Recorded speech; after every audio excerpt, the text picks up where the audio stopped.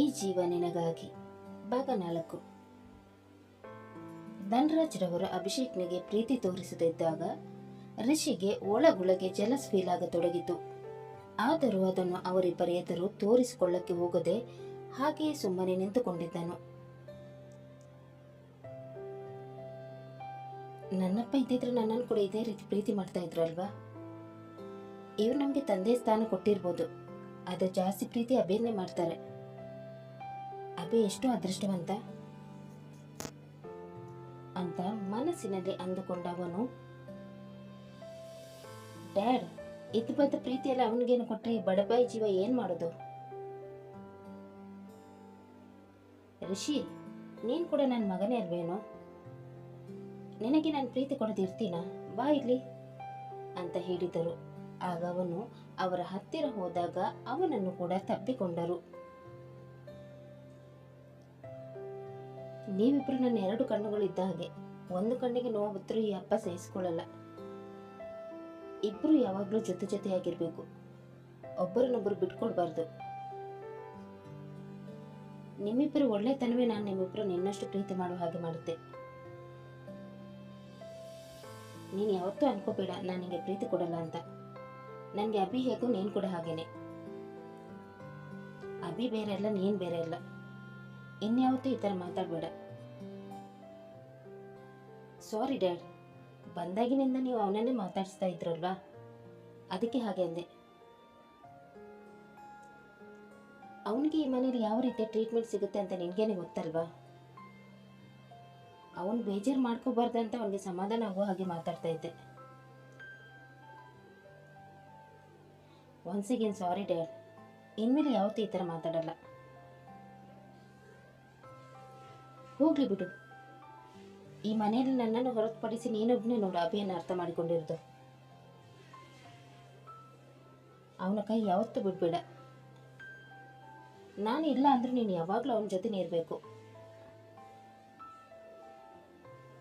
ಅವರ ಮಾತು ಕೇಳಿದ ಅಭಿ, ಡ್ಯಾಡ್, ಏನಿದೆಲ್ಲ? ಯಾಕೆ ಈ ರೀತಿ ಮಾತಾಡ್ತೀರಾ? ನೀವು ನನ್ನನ್ನು ಬಿಟ್ಟು ಎಲ್ಲಿ ಹೋಗ್ತೀರಾ? ನೀವು ಎಲ್ಲಿ ಹೋದ್ರೂ ಕೂಡ ನಾನು ನಿಮ್ಮ ಜೊತೆಗೇನೆ ಬರ್ತೀನಿ. ಬಿಡ್ತು ಅನ್ನೋ, ಈ ಥರ ಎಲ್ಲ ಮಾತಾಡಬೇಡ. ನನಗೂ ವಯಸ್ಸಾಯಿತು, ನಾನೇನು ಎಷ್ಟು ದಿನ ಅಂತ ಇರ್ತೀನಿ? ಒಂದಲ್ಲ ಒಂದಿನ ಈ ಭೂಮಿ ಬಿಟ್ಟು ಹೋಗಲೇಬೇಕಲ್ವಾ? ನನ್ನ ನಂತರ ನಿನ್ನನ್ನು ನೋಡ್ಕೊಳ್ಳೋರು ಯಾರಾದರೂ ಬೇಕಲ್ವಾ? ಅದಕ್ಕೆ ಅವನಿಗೆ ಹೇಳ್ತಾ ಇದ್ದೆ. ರಿಷಿ, ನನ್ನ ಮಾತು ನಡೆಸಿಕೊಡ್ತೀಯಲ್ವಾ? ನಿಮ್ಮ ಮಾತನ್ನು ನಾನು ನಡೆಸಿಕೊಡದೆ ಇರ್ತೀನ ಡ್ಯಾಡ್? ಅವನ ಜೊತೆ ನಾನು ಯಾವಾಗಲೂ ಇರ್ತೀನಿ. ಮುಂಚೆಯಿಂದ ಅವನ ಜೊತೆಗಿದ್ದೆ, ಈಗಲೂ ಇದ್ದೀನಿ, ಇನ್ನು ಮುಂದೆನೂ ಇರ್ತೀನಿ. ಇದಕ್ಕೆ ಕಣೋ ನೀನಂದ್ರೆ ನನಗಿಷ್ಟ. ನನ್ನ ಇನ್ನೊಂದು ಮಾತು ನಡೆಸ್ಕೊಡ್ತೀಯಾ? ಹೇಳಿ ಡ್ಯಾಡ್, ಅದೇನು ಅಂತ. ಚಿಟಕಿ ಹೊಡೆಯೋದ್ರಲ್ಲಿ ಮಾಡಿ ಮುಗಿಸ್ತೀನಿ. ಒಂದು ವೇಳೆ ನನಗೆ ಏನಾದರೂ ಆದರೆ ನನ್ನ ನಂತರ ಇವನೇ ಕಂಪ್ನಿಯನ್ನು ನಡೆಸ್ಕೊಂಡು ಹೋಗಬೇಕು. ನೀನು ನನ್ನ ತಪ್ಪು ತಿಳ್ಕೊಬೇಡ. ನಿನಗೆ ಅನ್ನಿಸ್ಬೋದು ನಾನು ನಿನಗೆ ಕಂಪ್ನಿ ಜವಾಬ್ದಾರಿ ಕೊಡ್ತಾ ಇಲ್ಲ ಅಂತ. ನಾನೇನು ಮಾಡಿದೆ ಹೇಳು? ಈ ಕಂಪನಿ ಅವನ ಅಮ್ಮನದ್ದು. ಅಭಿ ದೊಡ್ಡವನಾದ್ಮೇಲೆ ಅಭಿನೇ ಕಂಪನಿಯ ಜವಾಬ್ದಾರಿ ವಹಿಸ್ಕೋಬೇಕು ಅಂತ ಅವನ ಅಮ್ಮನ ಆಸೆಯಾಗಿತ್ತು. ನಾನು ಜೀವಂತವಾಗಿರೋ ತನಕ ಇದು ಆಗಲ್ಲ.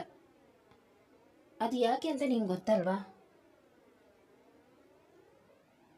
ಅನ್ಮೋಲ್ ಕಂಪನಿಯ ಹೆಡ್ ಆಗಬೇಕಂತ ಹರಸಾಹಸ ಪಡ್ತಾ ಇದ್ದಾನೆ. ಆದರೆ ಅದು ಈ ಜನ್ಮದಲ್ಲಿ ಸಾಧ್ಯ ಇಲ್ಲ. ನಾನು ಬದುಕಿರೋ ತನಕ ಅವನನ್ನು ಕಂಪನಿಯ ಹೆಡ್ ಹಾಕಕ್ಕೆ ಬಿಡಲ್ಲ. ನನಗೆ ನಿನ್ನ ಮೇಲೆ ಸಂಪೂರ್ಣ ನಂಬಿಕೆ ಇದೆ. ನಾನು ಸತ್ತ ಮೇಲೆ ನೀನು ಮುಂದೆ ನಿಂತ ಅಭಿಷೇಕ್ ನನ್ನ ಕಂಪನಿಯ ಜವಾಬ್ದಾರಿ ನೋಡ್ಕೊಳ್ಳೋ ಹಾಗೆ ಮಾಡಬೇಕು.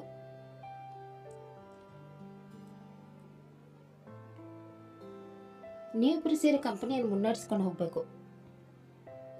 ಕಂಪನಿ ಹೆಡ್ ಅವನಾದ್ರೆ ನೀನಾದ ಹಾಗೆ. ಹೇಳು, ನನ್ನ ಮಾತು ನಡೆಸ್ಕೊಡ್ತೀಯಾ? ಡ್ಯಾಡ್, ನಿಮ್ಗೆ ಏನೂ ಆಗಲ್ಲ. ಆದರೂ ನಾನು ನಿಮಗೆ ಮಾತು ಕೊಡ್ತೀನಿ. ಅಭಿ ಜವಾಬ್ದಾರಿ ನನಗೆ ಬಿಡಿ. ನೀವು ಇರುವಾಗಲೇ ನಾನು ಅವನಿಗೆ ಕಂಪನಿಯ ಜವಾಬ್ದಾರಿ ವಹಿಸುವ ಹಾಗೆ ಮಾಡ್ತೀನಿ. ನೀವು ನಿಶ್ಚಿಂತೆಯಾಗಿರಿ. ನಿಮ್ಮ ಮಗ ಇರಬೇಕಾದ್ರೆ ನೀವು ಟೆನ್ಷನ್ ಮಾಡಿಕೊಳ್ಳುವ ಅವಶ್ಯಕತೆ ಇಲ್ಲ. ನೀವು ಹೇಳಿದ ಹಾಗೆ ಅವನು ಕಂಪನಿಯ ಹೆಡ್ ಆದರೆ ನಾನು ಕೂಡ ಆದ ಹಾಗೆ, ಅದರಲ್ಲಿ ಡೌಟೇ ಇಲ್ಲ. ಅವನು ನಾನು ಎರಡು ದೇಹ ಒಂದು ಮನಸ್ಸಿರುವವರು. ಅವನಿಗೆ ಯಾವ ರೀತಿ ತೊಂದರೆ ಆಗದಂತೆ ನಾನು ಅವನನ್ನು ನೋಡ್ಕೊಳ್ತೀನಿ. ಸರಿನಾ ಡ್ಯಾಡ್? ಥ್ಯಾಂಕ್ ಯು ಮೈ ಸನ್. ನನಗೆ ಗೊತ್ತಿತ್ತು ನೀನು ನನ್ನ ಮಾತು ಯಾವತ್ತೂ ಮೀರಲ್ಲ ಅಂತ ಹೇಳಿ ಅವನನ್ನು ತಬ್ಬಿಕೊಂಡರು. ಇವರಿಬ್ಬರನ್ನು ನೋಡಿದ ಅಭಿ, ಅಪ್ಪ ಮಗ ಸೇರಿಕೊಂಡು ಅದೇನು ಸೆಂಟಿಮೆಂಟ್ ಡ್ರಾಮಾ ಮಾಡ್ತಿರೋ, ಈ ಕಣ್ಣಲ್ಲಿ ಅಂತ ನನಗೆ ನೋಡೋಕ್ಕಾಗ್ತಾ ಇಲ್ಲ, ಅಯ್ಯೋ ತುರುವಿದೆಯೇ ಅಂತ ಹೇಳಿ ಅವನು ಅವರಿಬ್ಬರನ್ನು ಗೋಳು ಹೊಯ್ಕೊಳ್ಳತೊಡಗಿದ್ದನು. ಆಗ ಧನರಾಜ್ರವರು, ನಿನಗೆ ಈಗ ಇದೆಲ್ಲ ಡ್ರಾಮಾ ಅನಿಸುತ್ತೆ, ಮುಂದೊಂದು ದಿನ ಗೊತ್ತಾಗುತ್ತೆ ನಾನು ಮಾಡಿದ್ದು ಸರಿ ಅಂತ. ನಿನ್ನ ಅಮ್ಮನ ಕಂಪನಿ ನಿನಗೇನೆ ಸೇರಬೇಕು, ನಿನ್ನ ಹೊರತು ಬೇರೆ ಯಾರಿಗೂ ಸೇರಬಾರ್ದು.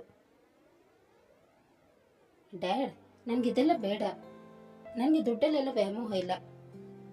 ನೀವು ಒಬ್ಬರು ಇದ್ರೆ ಸಾಕು, ನಾನು ಆರಾಮವಾಗಿರ್ತೇನೆ. ಅವನ ಮಾತು ಕೇಳಿ ರಿಷಿ, ಅವ್ರು ಮಾತ್ರ ಬೇಕು, ನಾನು ಬೇಡವಾ ನಿನಗೆ? ಲೋ ಮಾರಾಯ, ನಿನ್ನನ್ನು ನಾನು ಬೇಡ ಅಂತೀನೇನೋ? ಅಂದರೆ ನೀನೇ ನನ್ನನ್ನು ಸಾಯಿಸ್ಬಿಡ್ತೀಯ ಅಂತ ಅನ್ಸುತ್ತೆ.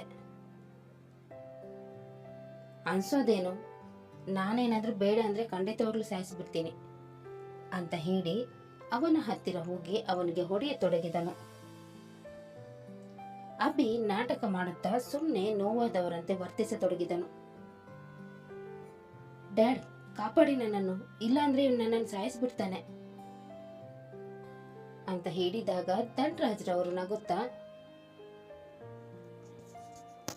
ಇದೇ ರೀತಿ ಯಾವಾಗಲೂ ತಮಾಷೆ ಮಾಡ್ತಾ ನಗ್ತಾ ಇರಿ. ನೀವಿಬ್ಬರು ರಾಮ ಲಕ್ಷ್ಮಣ ತರ ಯಾವಾಗಲೂ ಜೊತೆ ಜೊತೆಯಾಗಿರ್ಬೇಕು, ಗೊತ್ತಾಯ್ತಾ?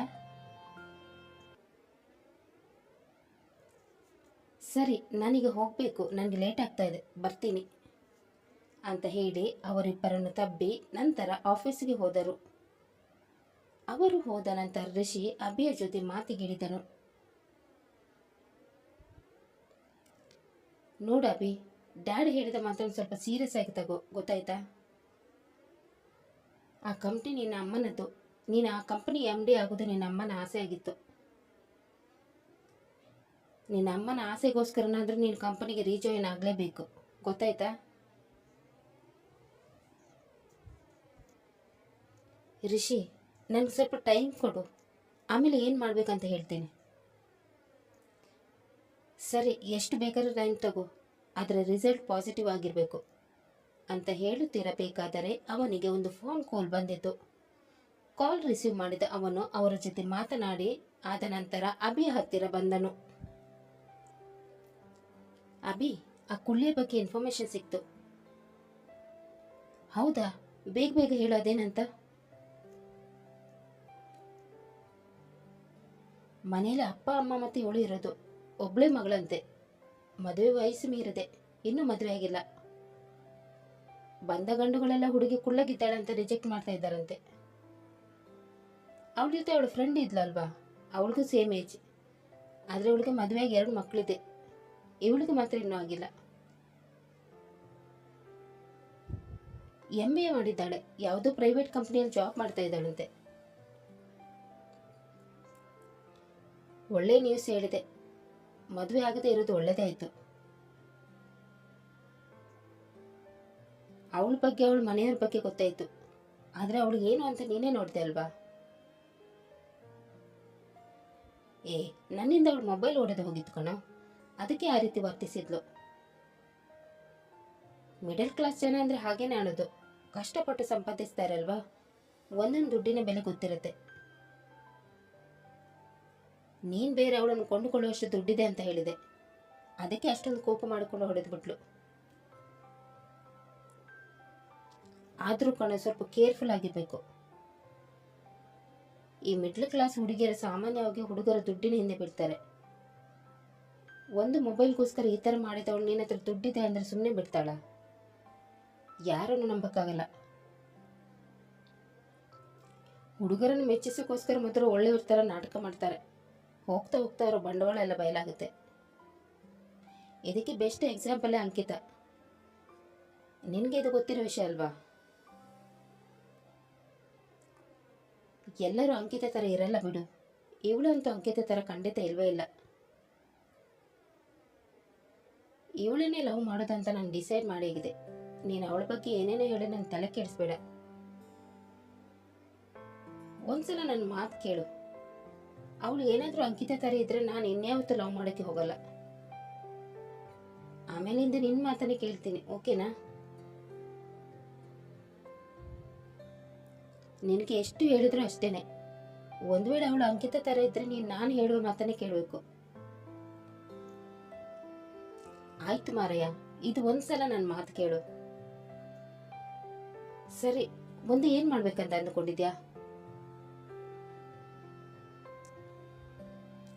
ನನ್ನಿಂದ ಅವಳು ಮೊಬೈಲ್ ಹೊಡೆದು ಹೋಯ್ತಲ್ವಾ, ಅವಳಿಗೊಂದು ಮೊಬೈಲ್ ಗಿಫ್ಟ್ ಮಾಡೋಣ ಅಂತ ಅಂದ್ಕೊಂಡಿದ್ದೀನಿ. ಮೊಬೈಲ್ ಕೊಟ್ಟರೆ ಯಾರು ಬೇಡ ಅಂತಾರೆ? ಇವಳು ಖಂಡಿತ ತಗೊಳ್ತಾಳೆ.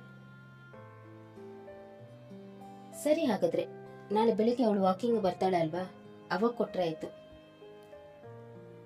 ಇಬ್ರು ಡೈಲಿ ಬೆಳಿಗ್ಗೆ ವಾಕಿಂಗ್ ಬರ್ತಾರಂತೆ. ನೀನೇ ಹೋಗಿ ಆ ಬಜಾರಿಗೆ ಕೊಡಬೇಕು. ನಾನು ಅವಳ ಹತ್ರ ಕೂಡ ಬರಲ್ಲ, ಮತ್ತೆ ಹೊಡೆದ್ರೆ ಕಷ್ಟ. ಸರಿ, ನಾನೇ ಕೊಡ್ತೀನಿ. ನೀನು ನನ್ನ ಜೊತೆ ಬಾ, ಅಷ್ಟು ಸಾಕು. ಆಯ್ತು, ಜಾಸ್ತಿ ಕನಸು ಕಾಣಬೇಡ. ಮೊದಲು ಅವಳು ಯಾವ ಥರ ಅಂತ ಕಂಡುಹಿಡಿ, ಆಮೇಲೆ ಲವ್ ಮಾಡುವೆ ಅಂತೆ. ಅವಳು ಏನಾದರೂ ಮೊಬೈಲ್ ತಗೊಂಡು ಸ್ವಲ್ಪ ಯೋಚನೆ ಮಾಡು.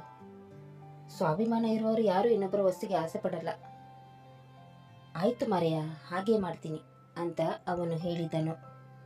ಕತೆ ಮುಂದುವರಿಯುವುದು.